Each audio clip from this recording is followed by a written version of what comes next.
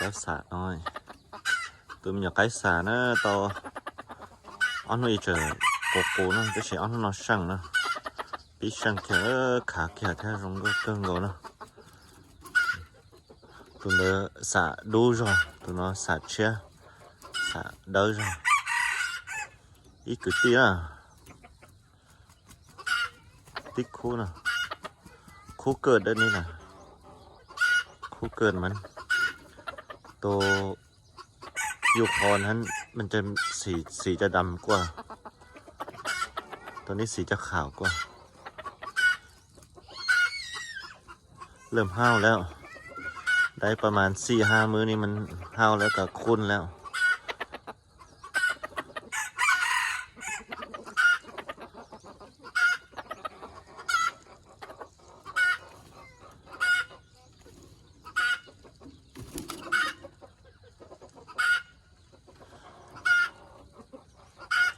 ตอนน้อยนั้นตัวดำตัวยูคอนนั้นมันจะคุ้นกว่าเด้อแต่ว่าตอนนี้ตัวยูคอนมันย้านเพราะ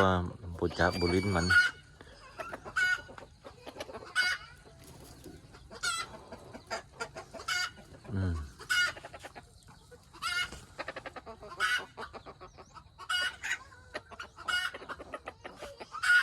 ใส่เลือดป่าแม่มีเลือดป่าเด้อพ่อต่อร้อยพ่อเป็นพ่อแดง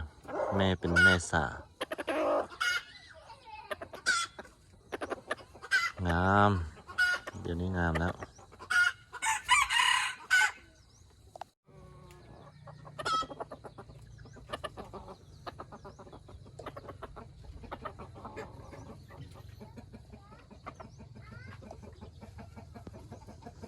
เข้าทั้งสองแล้วแต่ว่ายังออกนะ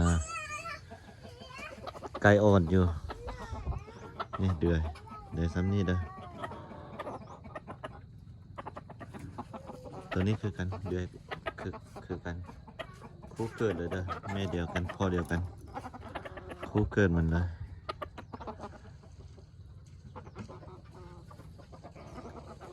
ตัวนี้กีบหอนมันจะใหญ่ตัวนั้นกีบหอนมันจะน้อยเป็นเกือบเป็นเส้นแล้ว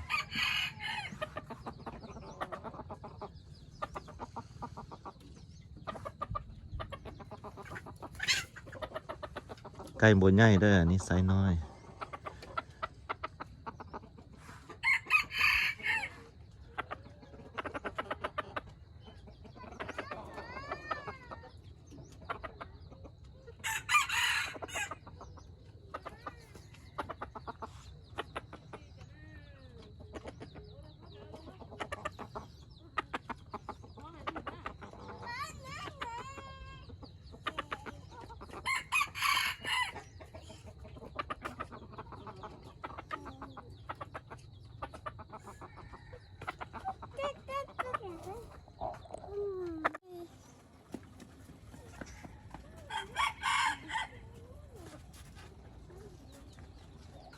เสียงขัน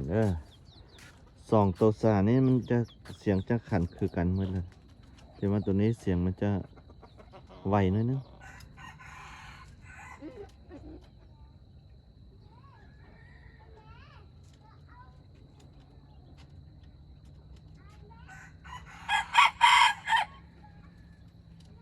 แบบซีเดอร์เสียงขันมันsố cô đi nó từ ở từ sản có ý ăn rồi đó thì tụi nó có chẳng cho nó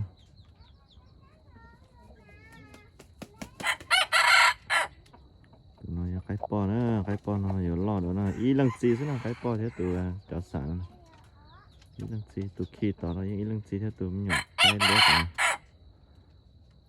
po đi nó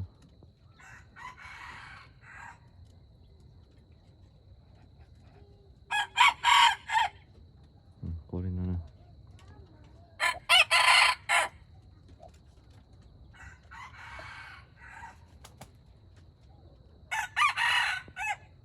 tụi bây giờ cái cô đó là tụi cô đó số nhà cô tàn thôi nè